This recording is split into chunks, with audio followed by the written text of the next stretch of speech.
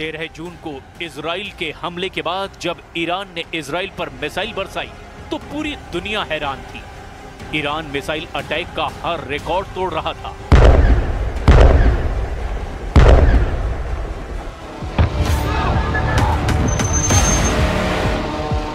क्या तेल अवीव, क्या हाइफा और क्या इजराइल का डिफेंस सिस्टम, ईरान की मिसाइलों ने इजराइल के हर कवच को भेदा और बता दिया कि जब उसकी मिसाइल फायर होती है तो उन्हें रोकना ना इजराइल के बस की बात है और ना ही अमेरिका के।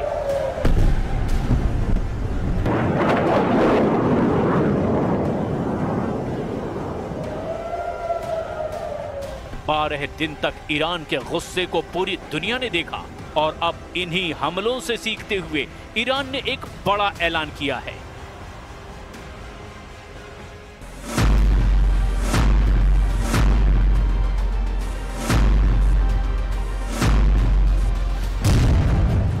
ईरान के रक्षा मंत्री ने कहा कि 12 दिन के युद्ध के बाद ईरान अब डबल ताकत के साथ युद्ध लड़ने के लिए तैयार है। अजीज नासिरजादेह के मुताबिक ईरान की मिसाइल पावर 2 गुना बढ़ा दी गई है। ईरान को लेकर बड़ी खबर इजराइल के मीडिया में भी छप रही है। खबर यह है कि ईरान ने अब दूसरे देशों में हथियार की फैक्ट्री बनानी शुरू कर दी है। हालांकि किस देश में, इसका जिक्र नहीं किया गया।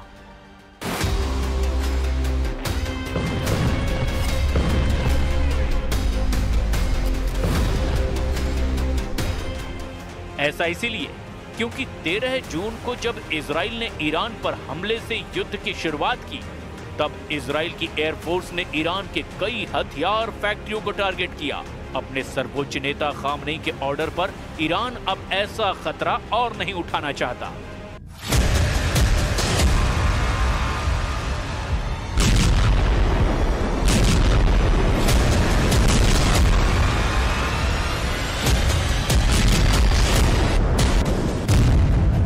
सवाल ये उठ रहा है कि अगस्त के आखिर या फिर सितंबर की शुरुआत में ईरान इजराइल की टक्कर फिर शुरू हो सकती है। एक तरफ नेतन्याहू गाजा पर चढ़ाई करने जा रहे हैं, तो दूसरी तरफ ईरान खुद को नए युद्ध के लिए तैयार कर चुका है। ईरान के रक्षा मंत्री अजीज नासिरजादेह ने कहा कि अब ईरान के पास और घातक मिसाइल आ चुकी है। अगर इजराइल ने फिर हमला किया तो नई मिसाइल इस्तेमाल की जाएंगी।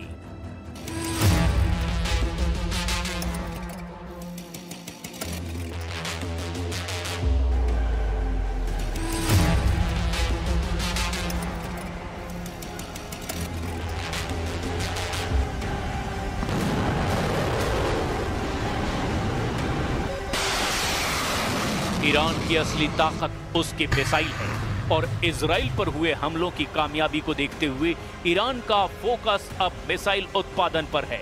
लेकिन साथ में ईरान ने अपने एयर डिफेंस को मजबूत बनाना भी शुरू कर दिया है, क्योंकि जून में हुई जंग के शुरुआती दौर में इजराइल की एयरफोर्स ने अपनी ताकत दिखाई थी और ईरान के ज्यादातर एयर डिफेंस वाले अड्डों को तबाह कर दिया था। इसीलिए ईरान ने अब नए युद्ध की तैयारी के तौर पर अपनी ड्रोन और मिसाइल फैक्ट्री, अपने परमाणु अड्डों और अपने रडार अड्डों को बचाने का काम शुरू कर दिया है।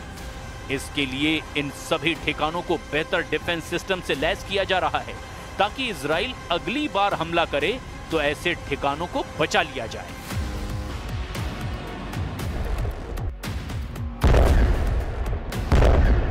अमेरिका और इजराइल ने स्टेल्थ विमानों का इस्तेमाल करके ईरान के कई ठिकानों को तबाह करने का दावा किया था। इसमें ईरान का फोर्दो परमाणु अड्डा भी था, लेकिन अब अमेरिका के दावे को एक जनरल ने पलीता लगा दिया है। अमेरिका ने DIA यानी डिफेंस इंटेलिजेंस एजेंसी के प्रमुख लेफ्टिनेंट जनरल जेफ्रे क्रूज को बर्खास्त कर दिया है। जनरल क्रूज ने अपनी रिपोर्ट में दावा किया था कि अमेरिका के हमलों से ईरान का परमाणु कार्यक्रम पूरी तरह तबाह नहीं हुआ है। जनरल क्रूज के अलावा navy reserve chief vice admiral Nancy Lacore ने नेवी सील के प्रमुख रियर एडमिरल मिल्टन सेकंड्स को भी पद से हटा दिया है। ये खबर इस वक्त अमेरिका के हर बड़े अखबार और मीडिया में हेडलाइन बन चुकी है। ट्रंप प्रशासन ने जिस तरह इन अफसरों को पद से हटाया, उसकी खूब आलोचना हो रही है, क्योंकि इन्होंने वैसे रिपोर्ट नहीं दी जैसी कि ट्रंप ने ईरान के परमाणु अड्डों पर बमबारी करने को लेकर दावा किया था। ट्रंप की सरकार में उन्हीं की खुफिया एजेंसी अगर ये दावा कर रही है कि ईरान का कुछ नहीं बिगड़ा, तो इससे एक बात साबित होती है, और वो ये कि न सिर्फ इजराइल बल्कि अमेरिका के पास भी ईरान के परमाणु कार्यक्रम को 100% खत्म करने की ताकत नहीं है। भले ही ट्रंप ने B-2 विमानों का इस्तेमाल किया, भले ही उसने दुनिया का सबसे बड़ा बंकर बस्टर बम गिराया, लेकिन जब खुफिया एजेंसी की रिपोर्ट कह रही है कि ईरान को बहुत ज्यादा नुकसान नहीं हुआ, तो अब आगे क्या होने वाला है? इजराइल पर ईरान के मिसाइल अटैक को रोकने में अमेरिका पहले ही अपने हाथ जला चुका है।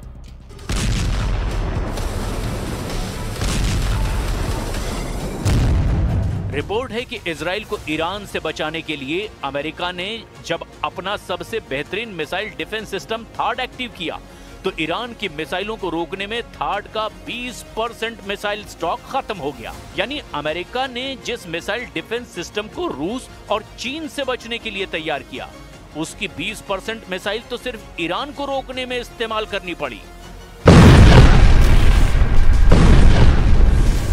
नेतन्याहू की दरख्वास्त पर डोनाल्ड ट्रंप ने एक नहीं बल्कि दो थाड मिसाइल डिफेंस सिस्टम इजराइल में तैनात किए, और इनका इस्तेमाल उन 12 दिनों में जमकर हुआ जब ईरान और इजराइल के युद्ध को दुनिया ने तीसरे विश्व युद्ध की शुरुआत के तौर पर महसूस किया। थाड यानी terminal high altitude area defence, ये मिसाइल इंटरसेप्टर यानी मिसाइल रोकने वाला डिफेंस सिस्टम अमेरिका की कंपनी लॉकहीड मार्टिन ने बनाया है। अमेरिका के रक्षा मंत्रालय यानी पेंटागन से थाड को लेकर कुछ सवाल पूछे गए, जिससे न सिर्फ इजराइल बल्कि अमेरिका के पूरे डिफेंस सिस्टम की पोल खुलती हुई नजर आ रही है, क्योंकि यह खबर अब वर्ल्ड हेडलाइन बनकर के डोनाल्ड ट्रंप और बेंजामिन नेतन्याहू को परेशान कर रही है। हर जगह छप चुका है कि ईरान की आधुनिक बैलिस्टिक मिसाइलों को रोकने में अमेरिका के थाड सिस्टम को बड़ा झटका लगा है। सिर्फ 12 दिनों में उसका 20% स्टॉक खत्म हो गया है। अब अमेरिका को अपना स्टॉक भरने में 8 साल का वक्त लग सकता है। थाड के इस मिसाइल इंटरसेप्टर की कीमत 106 करोड़ रुपए बताई जाती है। 2024 में अमेरिकी सेना को सिर्फ 11 थाड इंटरसेप्टर मिले थे। 2025 के अंत तक अमेरिका को 12 और थाड इंटरसेप्टर मिलने की उम्मीद है, जबकि 2026 में अमेरिका थाड के लिए 25 से 37 नई मिसाइल बना पाएगा। इसकी लागत बहुत ज्यादा है। थाड के एक मिसाइल इंटरसेप्टर की कीमत 106 करोड़ रुपए बताई जाती है। ये खबर अमेरिका से लेकर इजराइल और यूरोप से लेकर ईरान और चीन की मीडिया में हेडलाइन बन चुकी है। जाहिर है इस खबर ने पेंटागन में हड़कंप मचा दिया है। 12 दिन के युद्ध के दौरान ही अमेरिका ने थाड की इतनी मिसाइल जाया कर दी, जिसके उत्पादन करने में उसे कई साल लग जाएंगे। इन 12 दिनों में युद्ध में ईरान ने इजराइल के ऊपर करीब 600 मिसाइल दागी थी, और उनमें से 50 से 60 मिसाइलें इजराइल में गिरने में कामयाब भी रही। ईरान ने बार बार दावा किया कि उसके हमलों को रोकने में इजराइल पूरी तरह फेल साबित हुआ है, और वो इसीलिए भी क्योंकि तेल अवीव और हाइफा से आई तस्वीरों ने बताया कि ईरान ने जहां टारगेट सेट किया वहां पर उसकी मिसाइल गिरी। एक साथ इतने मिसाइलों का सामना करके दुनिया का कोई भी एयर डिफेंस सिस्टम या मिसाइल डिफेंस सिस्टम क्यों ना हो, वो घुटने के बल बैठने पर मजबूर हो जाएगा। और इजराइल में यही हुआ। ईरान ने 12 दिनों के युद्ध के दौरान बार बार बताया कि उसकी मिसाइल पावर को हल्के में ना लिया जाए। थाड को लेकर अमेरिका में जो रिपोर्ट आई, उस रिपोर्ट में बताया गया कि युद्ध से पहले अमेरिका के पास थाड की 650 मिसाइलों का स्टॉक था, लेकिन इजराइल और ईरान की जंग के दौरान उसको 150 से ज्यादा मिसाइलें फायर करनी पड़ी। रिपोर्ट में यह भी बताया गया कि ईरान ने जब कतर में अमेरिका के मिलिट्री अड्डे पर मिसाइल दागी, तब अमेरिका को अपनी 30 पैट्रियट मिसाइलों को लॉन्च करना पड़ा ताकि वो ईरान के हमलों को नाकाम कर दे, लेकिन उसमें भी वो पूरी तरह कामयाब नहीं हो पाया। रिपोर्ट के मुताबिक अमेरिका के थाड मिसाइल डिफेंस सिस्टम ने इजराइल के एरो 2 और एरो 3 इंटरसेप्टर के साथ में ईरान की 574 मिसाइलों में से 201 को तबाह किया, बाकी मिसाइलों को दूसरे डिफेंस सिस्टम ने नष्ट किया।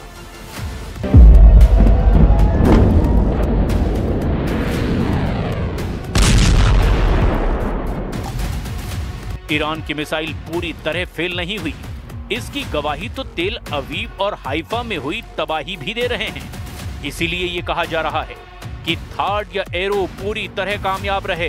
ये सरासर गलत है, क्योंकि तेल अवीव के बीचों बीच ईरान की मिसाइल गिरी है, जबकि ईरान का दावा है कि उसने इजराइल के सीक्रेट अड्डे नेवातीम एयरबेस को भी टारगेट बनाया। यहां पहले से ही थार्ड मिसाइल डिफेंस सिस्टम तैनात था।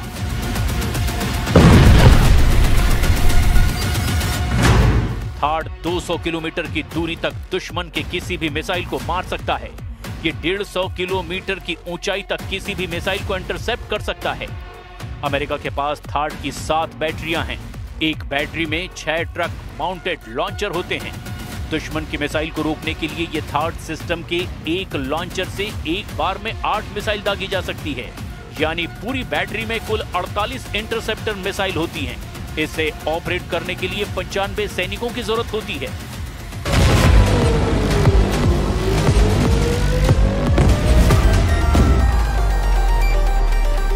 इजराइल में ऐसे 2-2 सिस्टम तैनात रहे, लेकिन क्या ये काफी साबित हुए? बिल्कुल नहीं।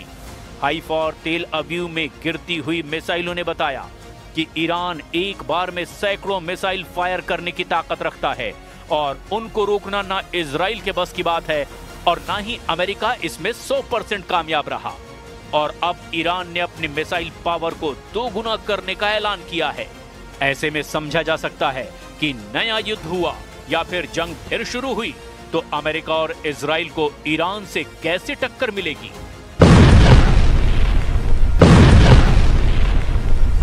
गाजा में अपने 60,000 सैनिकों को लेकर आगे बढ़ रहे नेतन्याहू को अब ईरान से नई चुनौती मिलती नजर आ रही है। लेकिन ईरान ने जो वीडियो जारी किया है उसके टारगेट पर अमेरिका हो सकता है। ईरान ने अपने युद्धाभ्यास का वीडियो जारी किया है। ये इजराइल के साथ साथ अमेरिका को धमकी है। जून के महीने में इजराइल से युद्ध के बाद ईरान की सेना ने अपना युद्धाभ्यास किया है। फारस की खाड़ी में ईरान ने अपनी क्रूज मिसाइल और ड्रोन वाली पावर दिखाई है।